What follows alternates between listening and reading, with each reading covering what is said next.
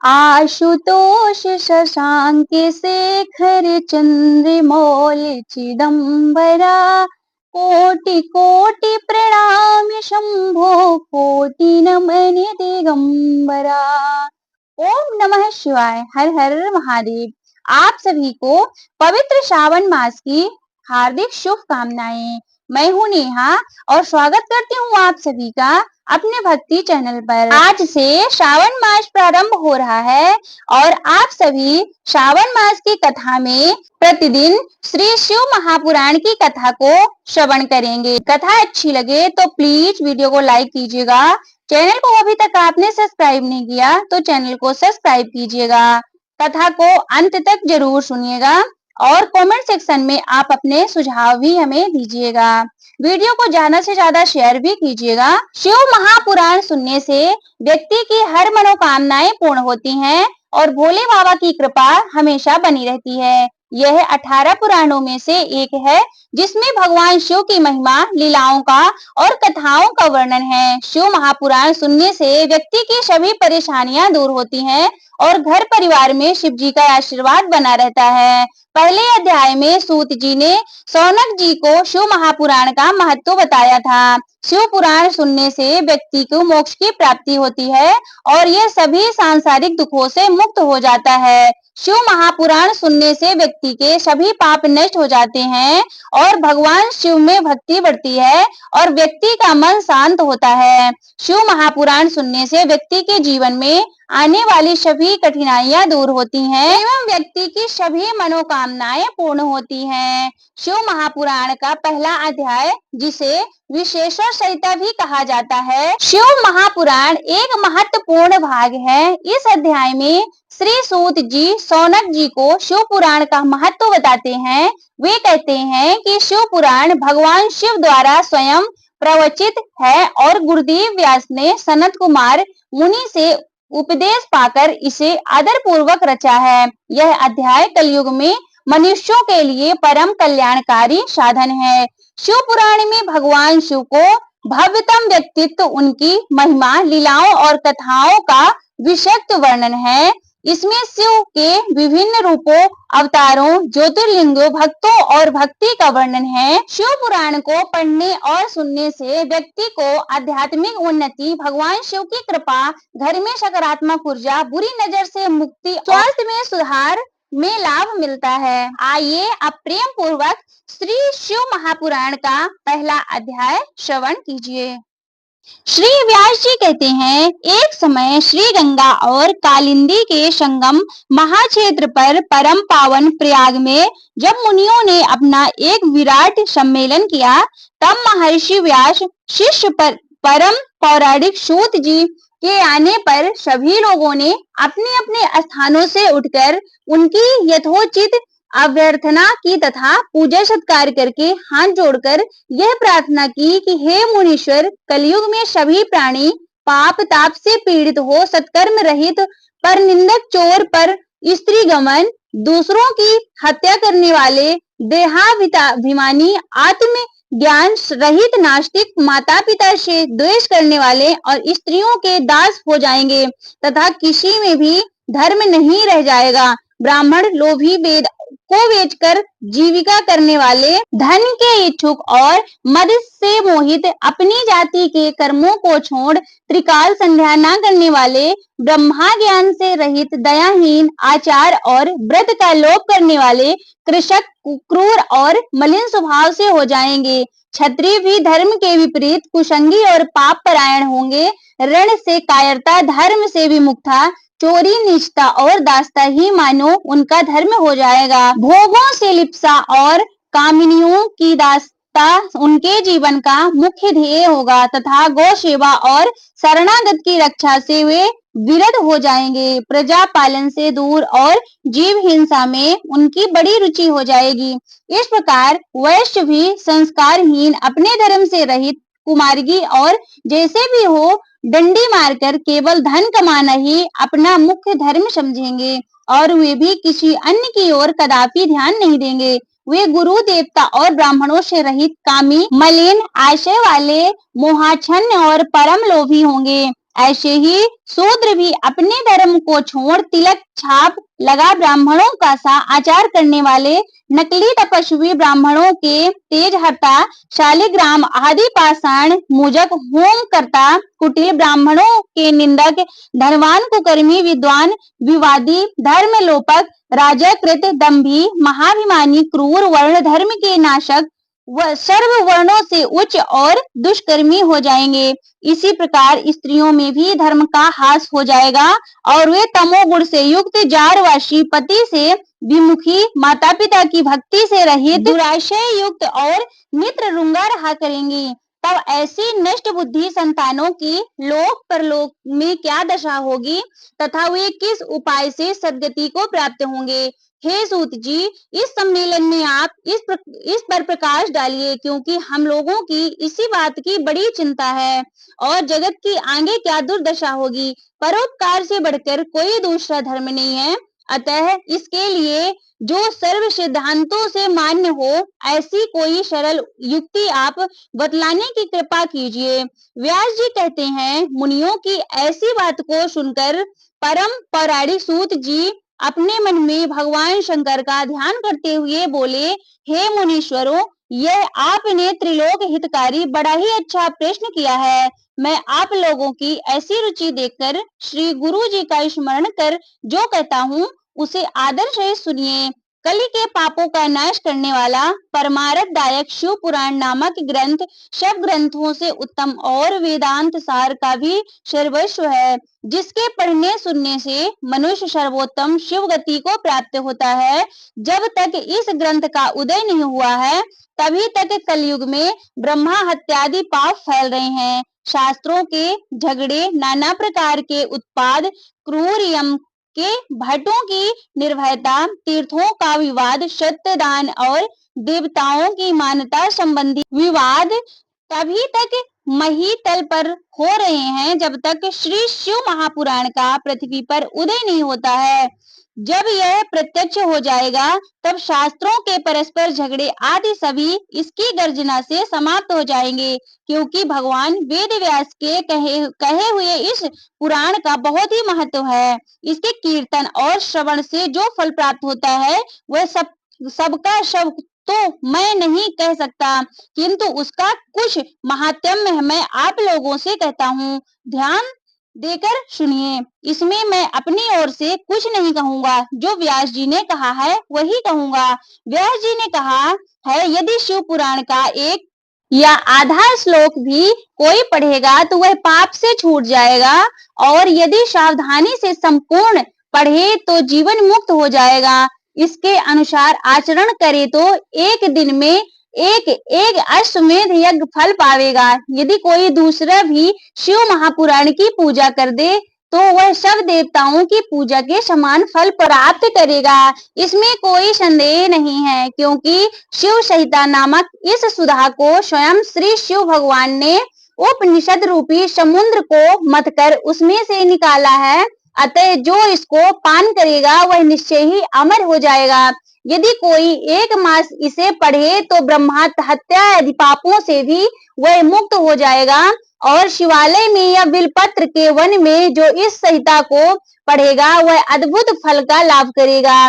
जो श्री भैरव जी की मूर्ति के सामने इसका 3 बार पाठ करता है उसके सभी मनोकामनाएं पूर्ण होती हैं। यदि चतुर्थी के दिन निराहार रहकर बिल्व के मूल में बैठकर इसे पढ़ें तो शिव जी की पूजा के समान है, और उसकी देवता भी पूजा करते हैं। इसमें शिव जी के दिए हुए अर्थ, धर्म, काम और मोक्ष चारों पदार्थों का विवेचन और उनकी प्राप्ति के उपाय तथा शिव जी की लीला और विज्ञान सब कुछ निहित है। अतः यह सब प्रकार से आदरणीय है। वेद और श्री ब्रह्मा जी की सम्मति के अनुसार श्री शिव जी ने ही पहले इस शिव महापुराण की रचना की, जिसमें से पहला विश्वेश्वर संहिता है, दूसरा रुद्र संहिता है, तीसरा है विनायक संहिता, चौथा है उमा संहिता, पांचवा है मातृ संहिता, छठा है एकादश रुद्र संहिता, सातवां है कैलाश संहिता, आठवां है शत रुद्र संहिता, 9वां है कोटि रुद्र संहिता, 10वां है सहस्त्र कोटि रुद्र संहिता, 11वां है वायवीय संहिता और 12वां धर्म संहिता। इतनी संहिताएं इस पुराण में सम्मिलित हैं। ये सभी पुण्यतर हैं। इनमें से एक विश्वेश्वर, 2 रुद्र, तीसरी विनायक, ये तीनों संहिताएं 10-10 हजार तथा उमा और मात्र ये दोनों 8-8 हजार और एकादश रुद्र संहिता 13,000, कैलाश संहिता 6,000, शतरुद्र 3,000, कोटि रुद्र 9,000, सहस्त्र कोटि रुद्र 11,000, वायवीय संहिता 10,000 और धर्म संहिता 12,000, कुल 1,00,000 श्लोकों का यह शिव पुराण है। परंतु इसे शिव जी ने अब केवल 24,000 का ही सबके लिए रख दिया है और पुराणों में ये चौथा पुराण कहा जाता है।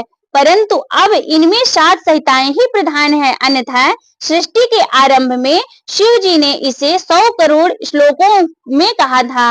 अब ये 24,000 संख्याओं वाला शिव महापुराण केवल इन 7 संहिताओं में ही शेष रह गया है। यथा विश्वेश्वर संहिता, दूसरा है रुद्र संहिता, तीसरा है शतरुद्र संहिता, चौथा है श्री कोटि रुद्र संहिता, 5वां श्री उमा संहिता, 6ठा कैलाश संहिता और 7वां है वायवीय संहिता। जो इस सप्त संहिता युक्त श्री शिव महापुराण को आदर सहित पूरा पढ़ेगा वह जीवन मुक्त हो जाएगा। यह सब पुराणों का तिलक और सब जीवों का कल्याण दाता है। इसमें वेदांत और विज्ञान सब कुछ पूर्ण रूप से निहित है। इसे परमादर से पढ़ने वाला शंभु प्रिय हो और परम गति का लाभ करता है। श्री व्यास जी बोले, सूत जी के ऐसा कहने पर उन समस्त ऋषियों ने कहा, हे महामुनि, सूत जी यदि आप हमें अद्भुत वेदांत सार महापुराण सुनाते तो बड़ी कृपा होती। मुनियों से ऐसा सुनकर शिव जी का स्मरण करते हुए श्री सूत जी प्रसन्न होकर बोले, अच्छा तो अब आप लोग इस अनामय शिव महापुराण को ही सुनिए, जो समस्त वेदों का सार है और जिसमें भक्ति, ज्ञान और वैराग्य तीनों का वर्णन है। हे ऋषियों, पूर्व समय में जब पुनः पुनः कल्पों का क्षय होता गया और उसके पश्चात जब इस कल्प का प्रादुर्भाव हुआ, तब सृष्टि संबंधी कार्यों के आरंभ होने पर षटकुलीन अर्थात 6 कर्मों के करने वाले उत्तम कुल के मुनियों में यह मतभेद उत्पन्न हो गया कि वह सबसे पर है या फिर नहीं। तब इसमें से निर्णय के लिए वे लोग ब्रह्मा जी के पास गए। ब्रह्मा जी ने कहा, जो सबसे पहले उत्पन्न हुआ है, जिसमें मन वाणी का कोई गम नहीं तथा जिससे ब्रह्मा विष्णु रुद्र इंद्रादिक महाभूतों और इंद्रियों आदि से संयुक्त सारे जगत की उत्पत्ति होती है, वही सबसे पर है। और ये सर्वज्ञ जगदीश्वर महादेव हैं, जो परम भक्ति से दिखाई पड़ते हैं तथा रुद्रादि सभी देवता जिनमें दर्शकों की अभिलाषा रखते हैं। अधिक क्या कहूँ, शिव जी की भक्ति से संसार का जाल कट जाता है। उनमें प्रसाद से भक्ति और भक्ति से ही उनके प्रसाद की प्राप्ति होती है। जैसे बीज से अंकुर और अंकुर से बीज की उत्पत्ति होती है। अतः हे ब्राह्मणों, आप लोग महादेव का प्रसाद पाने के लिए 1000 वर्ष तक दीर्घ यज्ञ कीजिए, जिसमें शिव जी की कृपा से आपको साध्य और साधक धन का ज्ञान होगा। इस पर मुनियों ने पूछा, हे सूत जी, ये साध्य और साधन क्या है? ब्रह्मा जी ने कहा, साध्य शिव पद है और साधन उनकी सेवा है, परंतु इसके लिए साधक को सर्वथा ही निष्प्रय होना चाहिए। जब तक इस प्रकार वेद विधि से भगवान शिव की आराधना होती है, तब तक परमेश पद की प्राप्ति हो जाती है और जो जैसा करता है उसे वैसा फल प्राप्त होता है। इस संबंध में स्वयं शिव जी ने भी कई निर्देश दिए हैं। कानों से सुनना, वचन से कहना, मन से मानना, मनन करना ही एक महान साधन है, क्योंकि वे महेश्वर सर्वथा ही सुनते हैं। कीर्तन करने पर मनन करने योग्य है। अतः साध तक पहुंचना हो तो साधन में डट जाना आवश्यक है। प्रत्यक्ष का ही विश्वास होता है। अतएव बुद्धिमान को चाहिए कि वह पहले गुरु मुख से श्रवण करे। कीर्तन और मनन द्वारा शिव योग को प्राप्त होते हैं। संभव है कि साधक साधन में पहले तो कुछ क्लेश प्रतीत हो, परंतु पीछे आनंद मंगल ही प्राप्त होता है। इस पर मुनियों ने पूछा, हे सूत जी, श्रवण और मनन क्या है तथा कीर्तन कैसे किया जाता है? ब्रह्मा जी ने कहा, ईश्वर के रूप, गुण, नाम और उनके विनाशों में अपनी पूजा और जप से रुचि बढ़ाना तथा निरंतर अपनी युक्तियों सहित अपने मन को उनके सम्मुख रखना मनन है। और श्री पर ब्रह्मा महादेव जी अथवा शंभु भगवान के नाम का वारंवार जप करना कीर्तन है तथा दृढ़ हो भगवत संबंधी शब्दों को कानों से सुनना और उसे चित्त में स्थिर करना श्रवण है। जब तक सत्संग में बैठकर भगवान श्री महादेव की कृपा से श्रवण और कीर्तन कर लें, तब उनका मनन करे और वही सर्वोत्तम मनन है जिसमें आत्मा पवित्र हो जाती है। सूत जी बोले, हे मुनीश्वरों, इस पर साधन संबंधी में एक प्राचीन इतिहास आप लोगों को सुनाता हूँ, सावधान होकर सुनिए।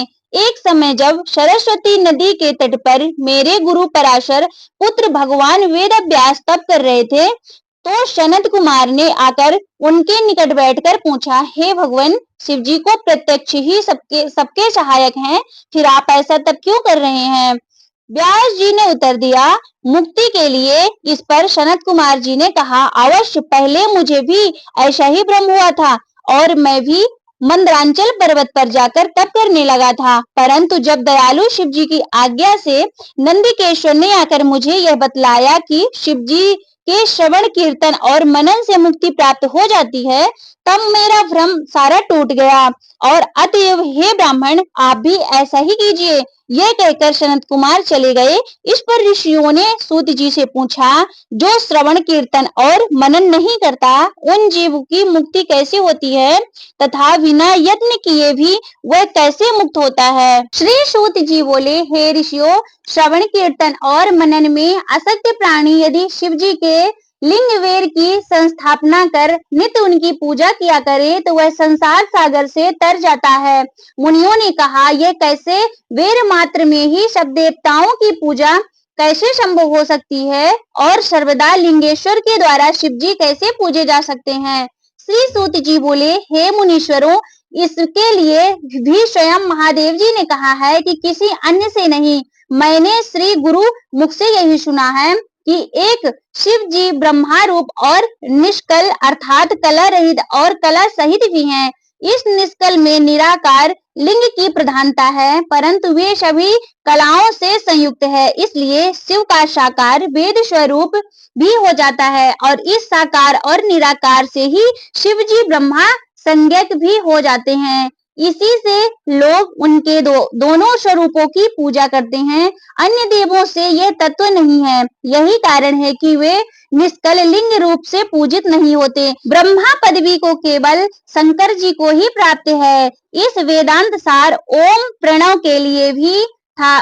सनत कुमार ने मंदरांचल पर्वत पर श्री नंदकेश्वर जी से प्रश्न किया था, जिस पर नंदकेश्वर ने यह स्पष्ट कहा कि एकाकी शिव जी ही इस प्रकार पूजनीय है। कलापूर्ण भगवान शिव का वेर पूजन लोक सम्मत है और वे वेद ने जिसकी आज्ञा दी है। इस पर जब सनत कुमार ने लिंगवेर की उत्पत्ति पूछी, तो नंदकेश्वर ने कहा, पूर्व काल में जब ब्रह्मा और विष्णु में युद्ध हुआ, तो उनके बीच से निष्कल शिव जी ने स्तंभ रूप से प्रकट होकर विश्व संरक्षण किया था और तभी से महादेव का निष्कल लिंग और सकल वीर जगत में प्रचलित हुआ। वीर मात्र को देवताओं ने भी ग्रहण किया। इससे शिव जी के अतिरिक्त वीर लिंग से देवताओं की पूजा होने लगी और वही उसका फलदाता हुआ। परंतु शिव जी के लिए लिंग और वीर दोनों ही पूजनीय हुए हैं, जिनसे कल्याणमय भोगों और मोक्ष दोनों ही प्राप्त होने लगे।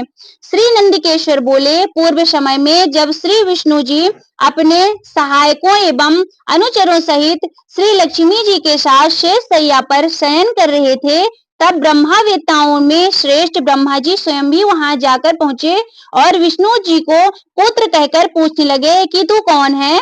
हे पुत्र, उठ, मुझे देख, मैं तेरा ईश्वर यहाँ आया हूँ। इस पर विष्णु जी के भीतर क्रोध हुआ, परंतु उसे दबाकर उन्होंने ब्रह्मा जी से कहा कि हे पुत्र, तुम्हारा कल्याण हो आओ बैठो, मैं तुम्हारा पिता हूँ और कहो तुम्हारा मुख टेढ़ा क्यों हो गया है। इस पर ब्रह्मा ने कहा, समय के फेर से तुम्हें अभिमान हो गया है। हे पुत्र, मैं तुम्हारा संरक्षण ही नहीं हूँ किंतु समस्त जगत का पिता मैं हूँ। विष्णु जी ने कहा, रे चोर, तू अपना बड़प्पन क्यों दिखाता है। सारा जगत तो मुझ में निवास करता है। तू मेरे ही नाभि कमल से प्रकट हुआ है और मुझसे ही ऐसी बातें करता है। नंदीकेश्वर कहते हैं कि जब इस प्रकार रजोगुण से मुग्ध उन दोनों महानुभावों में विवाद होने लगा, तब ये दोनों अपने को प्रभु कहते कहते एक दूसरे का वध करने पर उद्यत हो गए और युद्ध छिड़ गया। हंस और गरुड़ पर बैठे दोनों अमर ईश्वर परस्पर युद्ध करने लगे। उनके वाहन भी लड़ने लगे। देवता आकाश से देखकर दोनों देवताओं पर पुष्प वृष्टि करने लगे। इसी समय ब्रह्मा जी के वक्ष स्थल से श्री विष्णु जी ने अनेकों अस्त्रों पर प्रहार कर उन्हें व्याकुल कर दिया। इससे कुपित हो ब्रह्मा जी ने उनके वक्ष स्थल पर कई भयानक प्रहार किए। अग्निवत अस्त्रों के आश्चर्यजनक व्यापार हुए। देवता एक दूसरे के प्रति कानाफूसी करने लगे। युद्ध से भ्रमित विष्णु जी हाँफने लगे, परंतु उसी क्षण शांत होकर उन्होंने ब्रह्मा जी पर महेश्वर अस्त्र चला दिया। इससे ब्रह्मा जी को बड़ी चोट लगी और उन्होंने पशुपत अस्त्र चलाकर विष्णु जी के वक्ष स्थल पर आघात किया। इनके पारंपरिक आघातों से देखकर देवता अत्यंत व्याकुल हो उठे और उन्होंने कहा, आप दोनों की अराजकता उत्पन्न करते हैं, अतः ये सारी सृष्टि शिव जी की है। जिन त्रिशूलधारी की इच्छा बिना कोई एक तिनका भी इधर से उधर नहीं कर सकता, हम लोग शिव जी के पास जाते हैं। ऐसा कहकर देवगण चंद्रशेखर श्री महादेव जी के पास गए। महादेव जी अपनी सभा में उमा सहित मणिमय दिव्य सिंहासन पर विराजमान थे। देवताओं ने साष्टांग दंडवत कर श्री महादेव को नमस्कार किया। उनको नमस्कार करते देख श्री महादेव जी ने उन्हें उनके पास बुला लिया और अर्ध गंभीर वाणी से बोले। श्री शिव महापुराण विशेश्वर संहिता का पहला अध्याय समाप्त। हर हर महादेव।